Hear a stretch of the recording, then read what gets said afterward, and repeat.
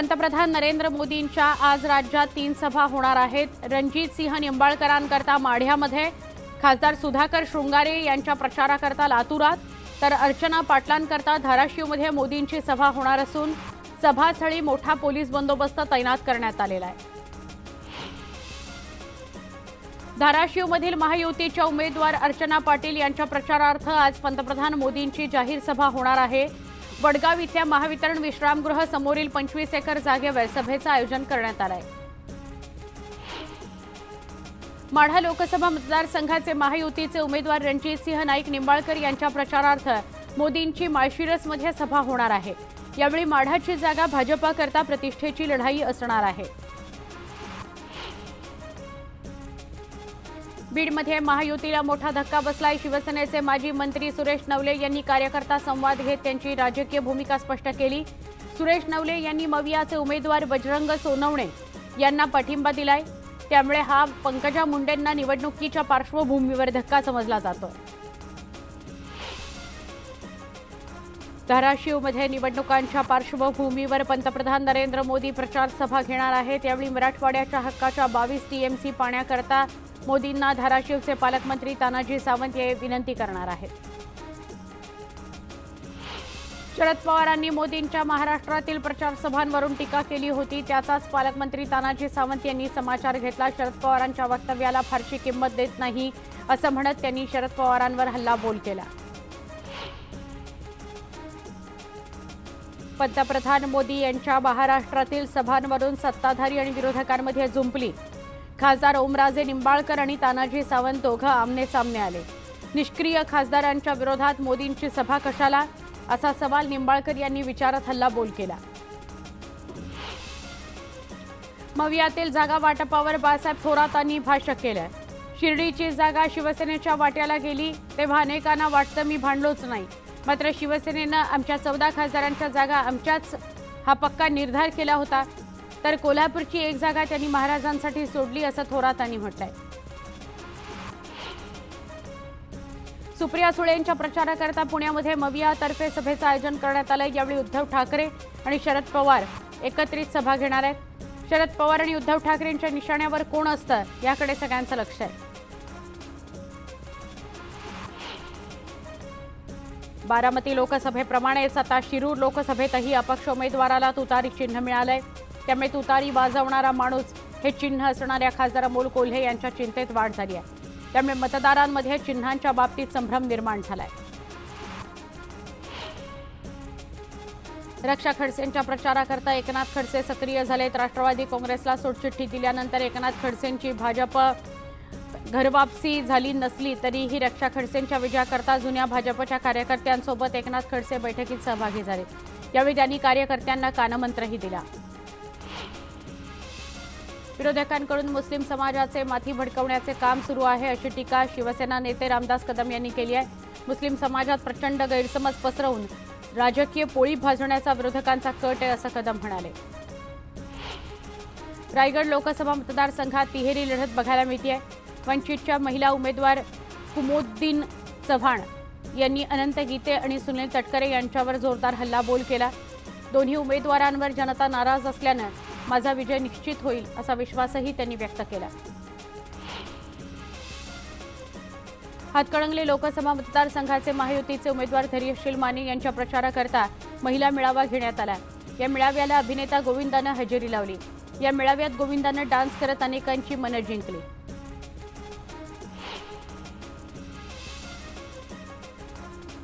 ठाणे जिल्ह्यातील कल्याण आणि भिवंडी या 3 मतदारसंघात मिळून एकूण 6524 मतदान केंद्र आहेत, तर जिल्ह्यातील विधानसभा मतदारसंघांमध्ये मोडणाऱ्या मुरबाड मतदारसंघात सर्वाधिक 551 मतदान केंद्र आहेत। भिवंडी शहरालगतच्या कामवारी नदीलगत असलेल्या खोणी ग्रामपंचायत हद्दीतील एका अनधिकृत कंपनीतील केमिकलच्या उग्र वासानं त्रस्त झालेल्या ग्रामस्थांनी थेट निवडणुकांवर बहिष्कार घालण्याचा निर्णय घेतलाय। त्यानंतर तहसील प्रशासनाने ग्रामस्थांना आश्वासित केले आणि तातडीने कारवाईचे निर्देश दिले। लोकसभा निवडणुकांच्या पार्श्वभूमीवर चोपडा तालुक्यातील दिव्यांग आणि वयोवृद्ध असणाऱ्या 45 मतदारांसाठी 8 पथकं तयार करण्यात आली आहेत। गृहमतदानाकरता या 8ही पथकांना प्रशिक्षण देण्यात आलेलं आहे। लोकसभा निवडणुकीच्या पार्श्वभूमीवर सीए परीक्षेची तारीख बदलण्याची मागणी करणारी याचिका सर्वोच्च न्यायालयानं फेटाळून लावली। परीक्षेकरता आतापर्यंत बरीच तयारी पूर्ण झाल्यानं बदल केल्यास अनेक विद्यार्थ्यांवर अन्याय होईल असंही या न्यायालयानं म्हटलंय। येत्या 23 जूनला आयोजित केलेल्या नीट पीजी परीक्षेसाठी इंटर्नशिप कट ऑफ वाढवण्यास सर्वोच्च न्यायालयानं नकार दिला। कट ऑफ वाढवण्याचा मुद्दा हा धोरणात्मक असून त्याबाबतच्या मागणीवर विचार करण्यास कोर्टानं नकार दिलेला आहे। राज्य शिक्षण मंडळाच्या सगळ्या विभागाच्या मंडळांनी आता 10वी आणि 12वी परीक्षेच्या उत्तरपत्रिका तपासणीचं काम जवळपास पूर्ण केलंय। सध्या गुणपत्रिका तयारीचं काम सुरू असून मे महिन्याच्या अखेरीस 10वी आणि 12वीचा निकाल जाहीर होईल अशी माहिती राज्य मंडळाचे अध्यक्ष शरद गोसावी यांनी दिली। इंधनाचा खर्च आणि पर्यावरणाच्या संवर्धनाकरता कमीत कमी इंधन आणि विजेचा वापर करण्यासाठी NHSRCLचा कल आहे। ठाणे आणि साबरमती डेपोमध्ये सौर ऊर्जा प्रकल्प उभारण्यात येणार असून हे काम पूर्ण झाल्यास बुलेट ट्रेनच्या डेपोत लाईट, पंखे आणि इतर उपकरणांकरता सौर ऊर्जेचा वापर करण्यात येईल। मुंबईत पावसाळ्यापूर्व नालेसफाईला सुरुवात झालेली असतानाच आता नालेसफाईतील कुचराईची प्रकरणं सुद्धा समोर येऊ लागली आहेत। 31 ठिकाणी कामात निष्काळजीपणा, त्रुटी निदर्शनास आल्या असून या कंत्राटदारांना एकूण 30,83,000चा दंड ठोठावण्यात आलेला आहे। मुंबई महापालिकेने 461 कोटींचा मालमत्ता कर वसुली करता वर्सोवा घाटकोपर मेट्रो 1ला नोटीस बजावली आहे। येत्या 21 दिवसात 461 कोटी भरावेत असा इशारा महापालिकेनं दिला आहे।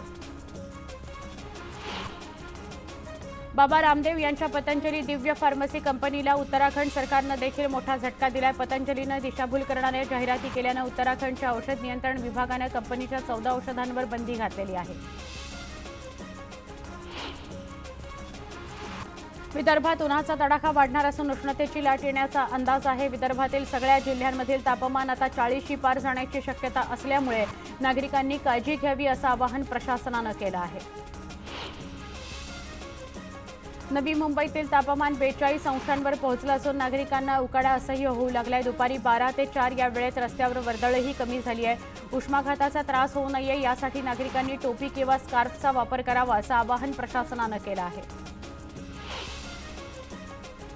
भुसावळ शहरातील तापमानात दिवसेंदिवस वाढ होतीये। शहरातील तापमान 44 अंशांवर गेले, त्यामुळे नागरिकांच्या जीवाची लाहीलाही होतीये। दुपारच्या वेळेसही रस्त्यावर शुकशुकाट बघायला मिळतो। गोंदिया जिल्ह्यामध्ये सकाळपासूनच अवकाळी पावसानं जोरदार हजेरी लावली, त्यामुळे आंबा, फळभाज्यांसह धानपिकाला याचा फटका बसण्याची शक्यता आहे।